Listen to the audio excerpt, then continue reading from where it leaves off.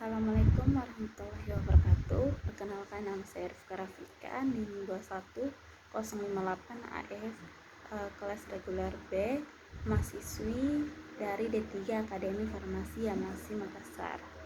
Saya akan menjelaskan anatomi fisiologi manusia mengenai sistem reproduksi wanita. Dosen terkait Maulana Zulkarnain, Imsyah, S.Farm, M. Biomed. Alat reproduksi wanita yang perlu Anda ketahui. Anatomi sistem reproduksi wanita dapat dibedakan atas struktur dinding abdomen, organ genital eksterna, struktur dinding pelvis, dan organ genital interna. Struktur dinding pelvis terdiri dari struktur tulang yang meliputi os sacrum, os cocci, os pubis, os ischium, os ilium, dan struktur otot yang terdiri dari M. levatorani, M. coccygeus, M. obturator internus, dan M. piriformis. Organ genitalia eksterna meliputi vulva yang terdiri dari mons pubis, labia mayor, labio minor, vestibulum vagina, klitoris bulbus, vestibuli, dan glandula vestibularis mayor. Organ genitalia interna meliputi ovarium, tuba, uterus, dan vagina. Ovarium, tuba, uterus terletak di dalam kafum pelvis. Vagina sebagian terletak di dalam kafum pelvis dan sebagian lagi terletak pada perineum. Pudendum terletak di sebelah ventral dan caudal dari simfisis osium pubis. Baik teman-teman, di sini ada gambar yang dimana ini adalah tulang dari alat reproduksi wanita, juga memiliki beberapa bagian-bagiannya ya. Di sini Anda bisa lihat ini adalah gambar dari alat reproduksi wanita. Selanjutnya ini adalah gambar bagian dalam. Juga memiliki beberapa bagian seperti rektum, uterus, serviks, vagina, sekrum, ureter, dan juga anus. Juga ada beberapa bagian ya, Anda bisa lihat di sini masih banyak bagian-bagiannya. Selanjutnya saya akan menjelaskan organ genital eksterna, tetapi sebelum itu saya akan memberitahu apa sih perbedaan dari genitalia eksterna dan interna. Genitalia eksterna yaitu berada dari luar, meliputi bagian yang disebut kemaluan atau vulva dan liang senggama atau vagina. Sedangkan genitalia interna berada di dalam panggul yang meliputi rahim atau uterus, saluran telur atau tuba, dan indung telur atau ovarium. Baik, yang pertama dari organ genitalia eksterna yaitu vulva, terletak di atas os pubis dan meluas ke caudal di bawah arcus pubis. Vulva terdiri dari mons pubis, labio mayor, labio minor, klitoris, dan struktur kelenjar yang bermuara pada vestibulum vagina. Selanjutnya di sini ada gambar yang dimana Anda ketahui kalau ini adalah gambar alat reproduksi wanita. Di sini ada mons pubis yang memiliki bulu kasar, lebih ke kasar daripada labio mayor yang memiliki bulu yang cenderung lebih ke halus yang berada di luar. Sedangkan labio minor berada di daerah dalam vagina. Sini juga ada anus dan beberapa bagian lainnya. Selanjutnya yang kedua dari organ genital eksterna ada mons pubis. Mons pubis atau mons veneris mengandung jaringan lemak yang menutupi simfisis pubis, diliputi oleh rambut. Yang ketiga ada labio mayor. Pada bagian posterior dari mons pubis terdapat labio mayor yang juga terdiri dari jaringan lemak yang diliputi oleh rambut. Labio mayor membentuk tepi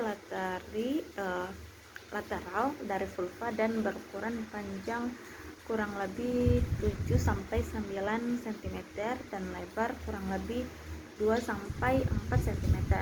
Permukaan superficial dari labio mayor juga dipenuhi oleh rambut.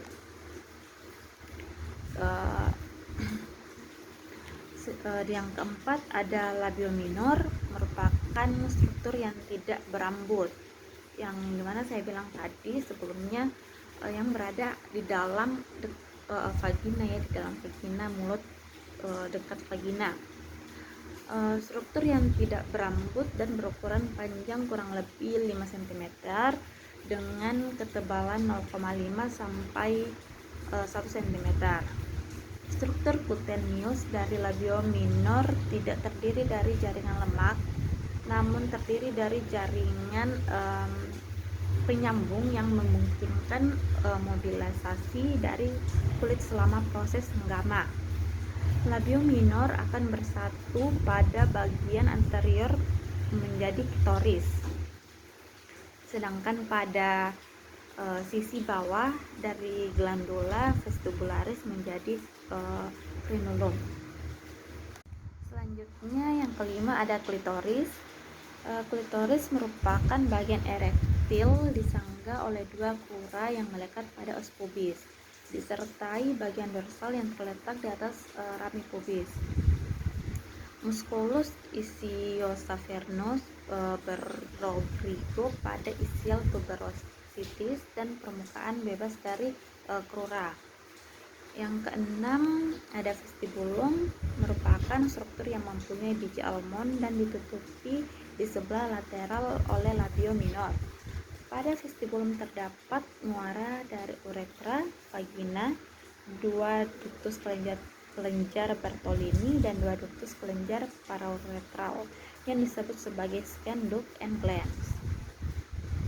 Yang ketujuh ada perineum, terdapat banyak struktur yang menyokong perineum, diantaranya dapat dibedakan atas diafragma pelvis dan diafragma urogenital.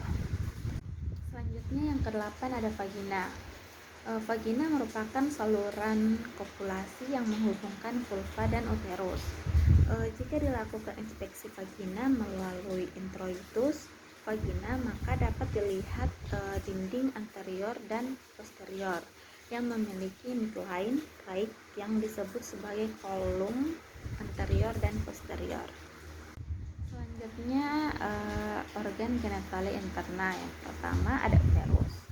Uterus adalah sebuah organ muskular dengan bentuk, berat, dan dimensi yang sangat bervariasi tergantung pada stimulasi estrogen dan riwayat persalinan.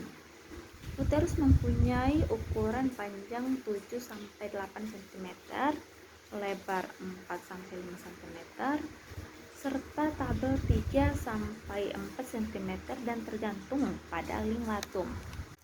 Uterus dibagi menjadi 4 bagian, yaitu ada fundus uteri, letaknya di bagian kranial dan mempunyai permukaan yang bundar. Yang kedua ada corpus uteri, merupakan bagian yang utama, terletak menghadap ke arah caudal dan dorsal. Fesis vesicalis uteri dipisahkan dari vesika urinaria oleh spasium uterovesicanalis. Fasis intestinalis uterus dipisahkan dari kolon sigmoid di bagian kranial dan dorsal oleh exavatio ractoterina. Pada margo lateralis melekat lignatum uteri. Yang ketiga ada istumus uteri. Bagian ini mengecil, panjang kira-kira 1 cm. Pada masa grafit bagian ini menjadi bagian dari korpus uteri dan dalam klinis disebut segmen bawah rahim. Yang keempat ada cervix uteri, letak mengarah ke caudal dan dorsal, merupakan bagian yang terletak pada antara istumus dan uteri dan vagina. Di sebelahnya ada gambar uterus, yang dimana di sini ada uterus yang baru lahir, uterus yang 4 tahun, uterus yang masa pubertas, dan uterus dewasa hingga sampai sekarang. Selanjutnya tuba uterina atau tuba fallopi. Tuba uterina berfungsi menghubungkan ovarium dan uterus, dan juga fertilisasi terjadi pada tuba uterina. Tuba berukuran 7 sampai 14 cm panjang dan dapat dibagi menjadi istumus, ampula, dan infundibulum. Selanjutnya ovarium. Ovarium merupakan sepasang organ yang terletak dekat pelvis minor dan berukuran panjang 2,5 sampai 5 cm, lebar 0,7 sampai 1,5 cm dengan berat 4 sampai 8 gram. Ovarium berfungsi memproduksi oosit sesudah usia pubertas dan juga menghasilkan 2 jenis hormon, yaitu estrogen dan progesteron. Selanjutnya di sini ada gambar ovum dan juga organ yang memiliki beberapa bagian yang hampir sama yang seperti saya jelaskan sebelumnya. Selanjutnya ada vesika urinaria. Lapisan vesika urinaria terdapat epitel transvaginal di dalam lapisan submukosa, lapisan penyangga sebelum otot detrusor VU. Lapisan paling luar ditutupi oleh serosa atau peritoneum. Uretra sangat penting, artinya untuk mempertahankan air seni dalam vesika urinaria. Fungsi uretra sebagai jaringan penyangga seperti sphincter urogenitalis, otot polos uretra, jaringan pembuluh darah mukosa uretra, jaringan ikat uretra, dan juga kelenjar pada uretra. Selanjutnya jaringan penyangga pelvis memiliki juga beberapa bagian seperti peritoneum visceralis adalah semua organ intraabdominal untuk uterus VU. Terdapat kelonggaran sehingga dapat berkembang sesuai umur kehamilan tanpa gangguan rasa sakit. Selanjutnya ada diafragma pelvis, adalah levator ani yang terbungkus oleh fascia. Levator ani ini berfungsi untuk berkontraksi tonik untuk menutup lumen, vagina, dan uretra. Terdapat juga visceroendopelvic fascia, adalah jaringan ikat PD, serat, dan aliran yang menghubungkan organ pelvis dan DDG pelvis. Fascia penting untuk menyangga uterus dan vagina dalam posisinya.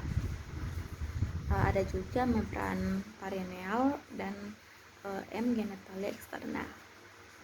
Bak depan diafragma pelvis dan di bawah tulang pubis terdapat segitiga yang merupakan jaringan ikat, dan di bawahnya terdapat M perineal truncatus interna.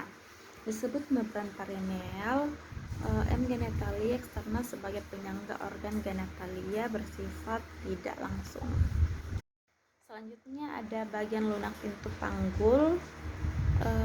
Di sini ada diafragma urogenitalis yang terbagi dari 2 bagian. Yang pertama menutupi arcus pubis,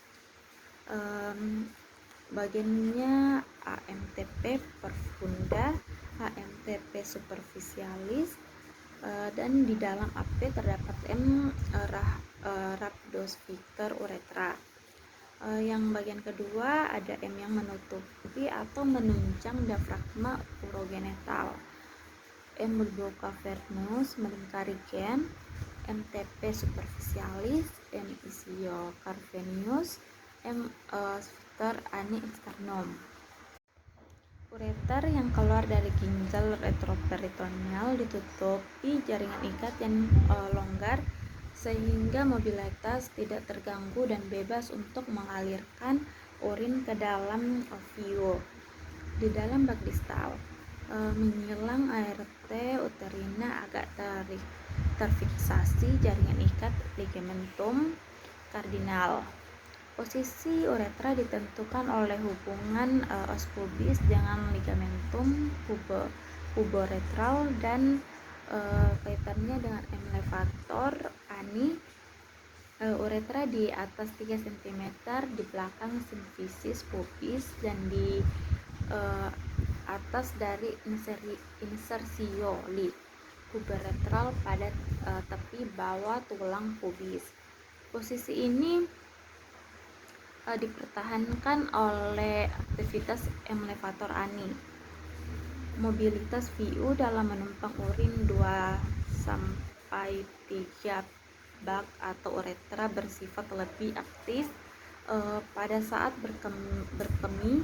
Karena relaksasi emlevator ani dapat terjadi penurunan uretra setelah air berkemih akan mengembalikan leher VU dan sudut antara DDG belakangnya. Lapisan penyangga uretra ada ikatan fasialis, ikatan muskulus. Fungsi kedua ikatan ini mempertahankan posisi leher VU pada tempatnya. Yang kedua, bila otot rileks saat berkemih, menyebabkan leher VU memutar ke belakang. Yang ketiga, bila berkontraksi saat selesai berkemih, posisi VU akan kembali lagi, fungsi kontraksinya akan membuka leher VU, relaksasi atau menutup leher VU. Itu dia penjelasan dari saya mengenai alat reproduksi wanita. Kurang lebihnya mohon dimaafkan. Jangan lupa like, komen, dan share ke teman-teman kalian untuk belajar lebih lanjut lagi mengenai alat reproduksi wanita. Terima kasih dan assalamualaikum warahmatullahi wabarakatuh.